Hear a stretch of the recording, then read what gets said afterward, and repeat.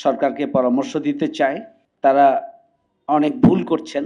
এভাবেই কালো টাকাকে সাদা করার সুযোগ দেওয়ার মধ্য দিয়ে মূলত দুর্নীতি, অনিয়ম, অব্যবস্থাপনা, চুরি এবং অর্থনৈতিক দিক থেকে অর্থনীতিকে ধ্বংস করার জন্য যারা ভূমিকা পালন করছেন তাদেরকে উৎসাহিত করা হচ্ছে। এই সরকার আদৌ যে সমস্ত আলোচনা পর্যালোচনাগুলো বাজেট নিয়ে হচ্ছে সেগুলোকে পয়েন্ট আউট করে সেগুলো এই বাজেটের মধ্যে অন্তর্ভুক্ত করে এবং যেগুলো বাদ দেওয়া উচিত সেগুলো বাদ দিয়ে বাজেটটিকে আবারও জাতির সামনে চূড়ান্ত করবেন না, যা তারা যা দিয়েছেন সেটিকেই তারা চূড়ান্ত হিসেবে রেখে দিবেন, এটা এখনো আমরা জানি না।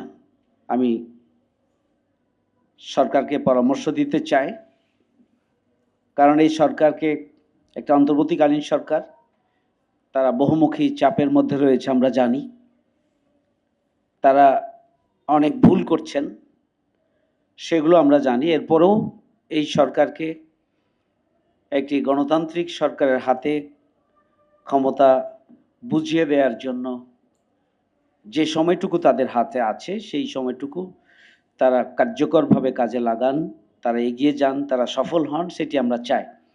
সেই জায়গা থেকে আমরা অন্তর্বর্তীকালীন সরকারকে আমরা পরামর্শ দিতে চাই যে এই ধরনের বাজেট আলোচনা, বাজেট নিয়ে সেমিনার, বিশ্লেষণ, বক্তব্য, মন্তব্য যতগুলো আছে সবগুলোকে কম্পাইল করে যৌক্তিক পয়েন্টগুলোকে, যৌক্তিক বিষয়গুলোকে বাজেটের সাথে অন্তর্ভুক্ত করেই বাজেট চূড়ান্ত করা হোক।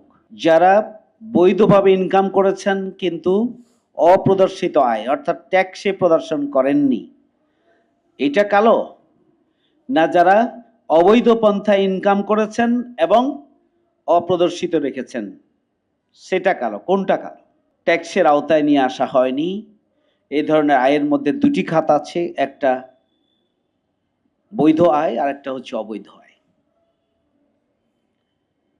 এটা খুবই আমরা বিস্মিত হয়েছি যে আমরা দীর্ঘদিন যে সমালোচনা করে আসলাম ফ্যাসিস্ট রেজিমের, কালো টাকা সাদা করার যে সুযোগ, তার যেই যুক্তিই দেন না কেন, এভাবেই কালো টাকাকে সাদা করার সুযোগ দেওয়ার মধ্য দিয়ে মূলত দুর্নীতি, অনিয়ম, অব্যবস্থাপনা, চুরি এবং অর্থনৈতিক দিক থেকে অর্থনীতিকে ধ্বংস করার জন্য যারা ভূমিকা পালন করছেন তাদেরকে উৎসাহিত করা হচ্ছে।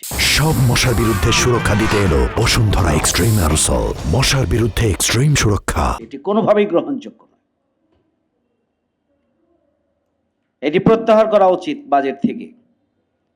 কালো টাকা সাদা করার কোনো সুযোগ নেই। অর্থনৈতিক প্রবাহ, তাহলে তো অর্থনৈতিক প্রবাহের জন্য যদি কালো টাকা সাদা করতে হয় তাহলে তো যারা ট্যাক্স দিচ্ছেন, যারা বৈধ ইনকাম করছেন, যারা কোনো ইনকামই অপ্রদর্শিত রাখছেন না, রাষ্ট্রের প্রতি, দেশের প্রতি, জনগণের প্রতি দায়িত্ব পালনের জন্য, তারা অনুৎসাহিত হবে এবং বাংলাদেশের সামগ্রিক অর্থ ব্যবস্থা ক্ষতিগ্রস্ত হবে।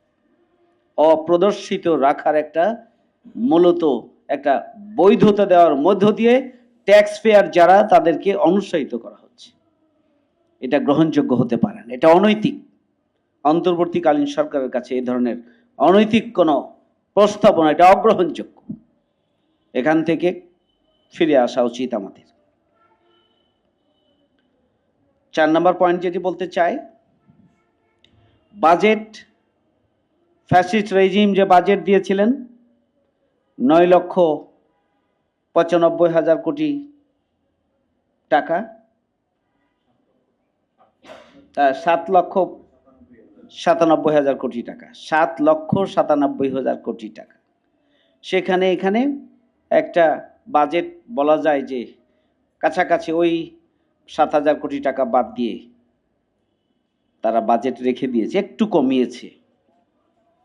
আমরা দেখলাম মাদ্রাসা শিক্ষা খাতে বাজেট ছিল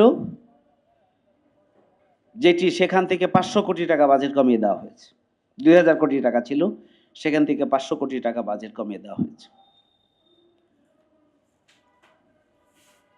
প্রত্যেকটি খাত নিয়ে যদি আমরা বিশ্লেষণ করি, প্রতিটি খাত, তাহলে বাজেট যেসব খাতে বাজেট আমরা দিয়েছি, আমরা দেখেছি 1-2টি মন্ত্রণালয়ের বাজেট 450 কোটি টাকা একটি মন্ত্রণালয়ের বাজেট, 850 কোটি টাকা আরেকটি মন্ত্রণালয়ের বাজেট।